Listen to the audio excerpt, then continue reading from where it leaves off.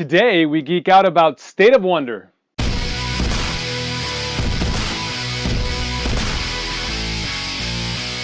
Hey guys, what's going on? It's Lee from Geek City USA here, and today we're going to talk about a game called State of Wonder. Now in State of Wonder, you are facing your opponents in siege battles, trying to be the last state or wonder standing, or being the first person to advance your wonder 4 times and getting the victory.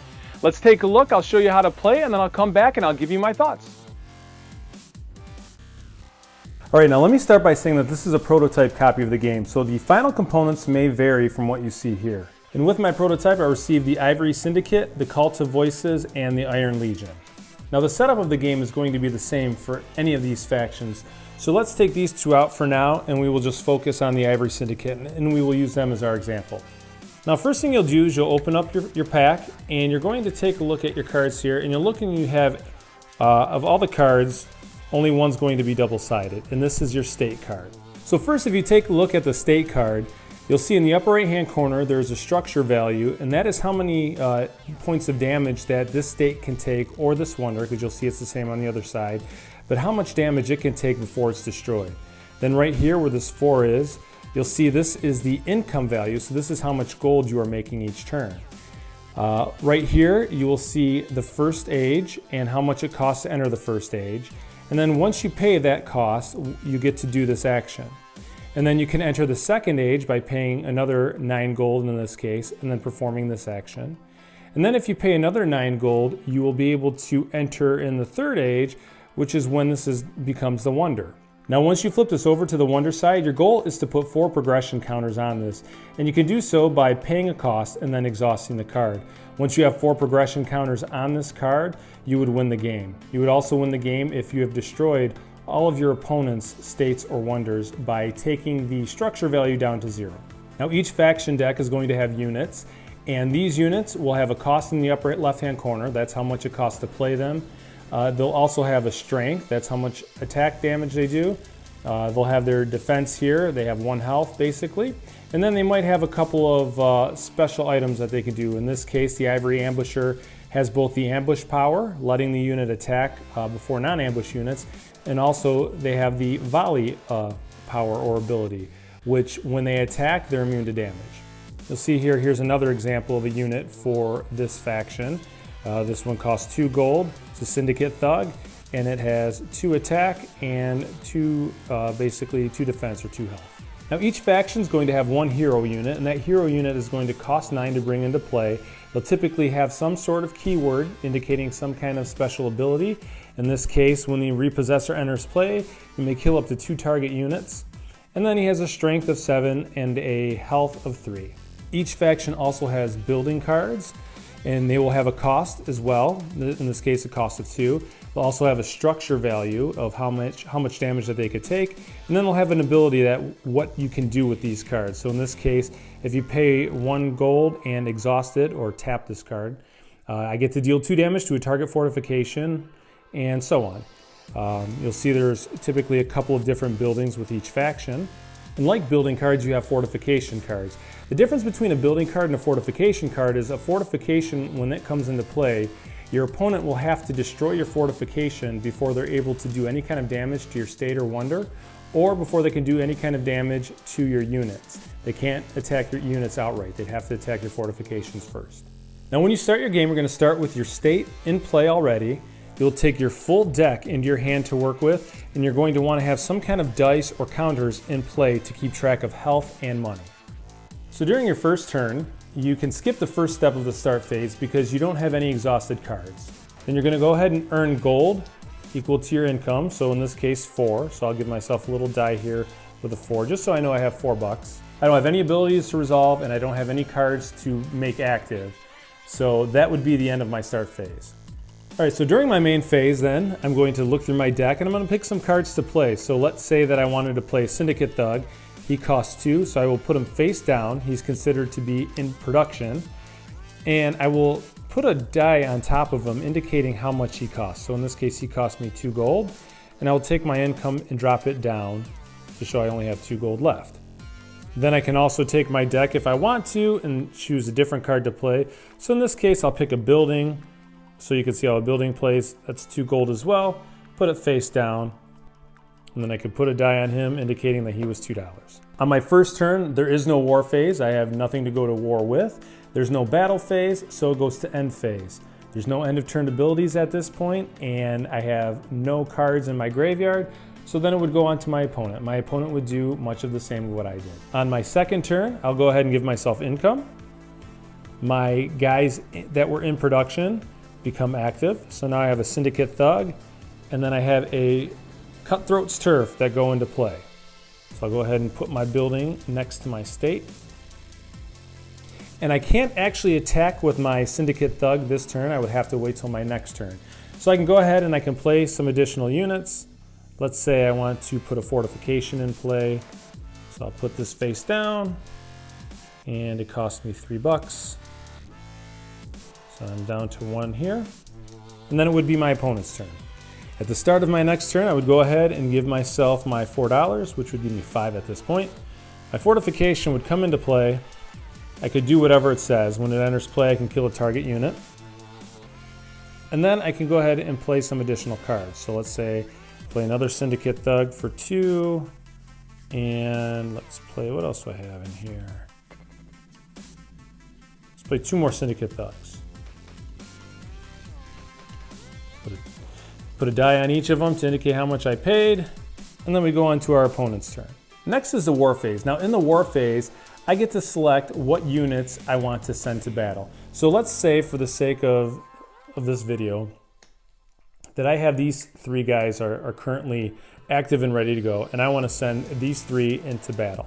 So I would basically set these forward, and it's up to my opponent. My opponent can choose to meet me in what's called the field. If my opponent chooses to meet me in the field, we have a battle, and if at the end of the battle we're all exhausted and there are still defenders living, then we all come back to our areas, and that is the end of the war. However, if I send my guys to the field and my opponent either chooses not to meet me in the field, or they do and I defeat all of their defenders, I'm then able to move into what's called a siege battle, at which point I'm able to attack their state or their wonder. So let's take a look at that. All right, so I sent my 3 units out to attack my opponent. My opponent chose to meet me in the field with 2 of their units, thus beginning the battle phase. Now in the battle phase, we're going to take turns activating characters. So I'm going to start, and I will activate my Ivory Ambusher, and I will attack the Militant Footman. Now I do 3 damage, and they could take 3 damage, so this is going to kill this card. Now this guy would usually do 1 damage to my Ivory Ambusher. However, if you look, they have the skill that is called Ambush, which means this unit attacks before non-ambush units, as well as Volley. Whenever this unit attacks, it's immune to damage. So since this card is attacking, this one dies. And that card is sent to the graveyard and can be returned to your opponent's hand at their next turn, at which they can bring them into play the way they brought them in the original time. Next, your opponent gets to attack and would attack with the Crux Rider. I would activate this card and can attack your Syndicate Thug. Both cards would die because he has 2 health and he does 2 damage, and vice versa. So both of these cards would be out of play, leaving 1 card left that you can then move on to do a siege battle with. Let's take a look at that. Now during a siege battle, what I would get to do is I would activate this character, and he would do 2 damage to the state. And if you see here again, the state has 20 structure points, so that would bring him down to 18. So you can just use this die, for example, to mark that he has 2 damage, or however you want to mark your damage. Now one thing to add, if your opponent had a fortification, then when you activate your Syndicate Thug to attack, it would have to destroy this fortification first. So it would do 2 damage to the fortification. It wouldn't actually be able to hurt the state. And at this point, your guys are all exhausted, so it would go over to your opponent's turn. Now during your opponent's turn, you ready all units, both yours and your opponent's, anybody who's playing, and then they would take all their actions as usual. Now if your opponents brought a unit into play, let's say they brought this unit into play, they are able to attack you with this unit, and they can attack over the fortification, dealing damage directly to you. However, when it comes your turn, you are not able to attack this unit. You would have to attack the fortification until it's been defeated. And the game will continue on until you are either able to defeat your opponent's state or wonder, or until you're able to put 4 progression counters on your wonder, thus winning you the game. And that is the basic overview of the State of Wonder gameplay. Now there's a few more rules and a few little nuances that you'll pick up as you play, but all in all, that is the basic overview of the gameplay. All right, guys, so that was State of Wonder. So what are my thoughts on State of Wonder? First of all, the art in the game I thought was very well done. I thought it fit perfectly for the theme of the game as well as the style of the game. I really appreciated the fact that each faction that I had to play with, and I had 3 of them, were very different feeling in their art. So you kind of got a vibe for what each faction was about in their art. Now the gameplay in this game is very intuitive and easy to pick up. I think if you have any experience at all with any kind of card-based combat games, you'll have no problem picking this up. And I think it's easy to introduce and easy to teach to other people. While gameplay is the same for both sides, I feel that each faction plays so dramatically different that it's almost asymmetrical in nature, whereas yes, the game, both sides are going to play the game the same, but the different strengths and weaknesses of each faction just made the game feel fresh and different every time that I played it. I love the fact that as a Cult of Voices, you're putting a ton of token creatures out there, so it's really about numbers, whereas with the Iron Legion, in a lot of ways, I was making a lot of money to build up my defenses, and again, the game it flowed so differently from each faction to each faction. With each faction playing so different, I feel like the replay value of this game is very, very high. And on top of that, even if you're playing with the same faction over and over again, there's so many different strategies that you could take on whether you're going to go all in for an attack right away, you're going to build up your buildings, or maybe you're going to try and just quickly increase your state over to your wonder and then advance that and hopefully win the game. I just feel like the game offers a lot of replayability. I also really like the fact that each deck was 17 cards. Now, that was something that was really different than a lot of other card games that I'm used to playing. I had everything dealt out to me at the very beginning so I could plan right away whatever strategy I had. I didn't have to wait for the perfect draw, so there was no luck involved. It was all really skill in playing my opponent. And it was all about what my plans were versus what my opponent's reaction was. So there was no luck involved. And I also love the fact that in these 17 card packs, they fit in a small little box. You could put them in your pocket, take them with you, and you can really play these anywhere. If you have a couple of dice, you could keep track of health or money, or just counters in general. So you really don't need a whole lot to play this game. And I love that I felt that there was so much game in such a little package. At the end of the day, I really enjoyed State of Wonder. I'm looking forward to what additional factions end up getting released. And I'm also looking forward to finding more lore and story about the factions that are there right now. I feel like there's a lot of mystery and a lot of story built into the cards as it is right now. And I think the sky's the limit with where this series as a whole can go. So I'm definitely looking forward to seeing what the next step is for State of Wonder. All right, guys, that's it. This is Lee from Geek City USA. Thanks for hanging out with us.